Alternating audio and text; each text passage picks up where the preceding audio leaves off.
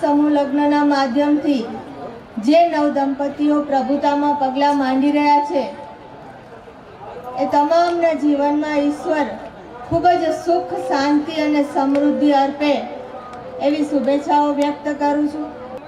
કુંવરબાઈનું મામેરું અને સમૂહ લગ્ન 7 ફેરા યોજનાનો પણ અહીંથી દરેક દીકરીઓને લાભ આજે મળ્યો છે।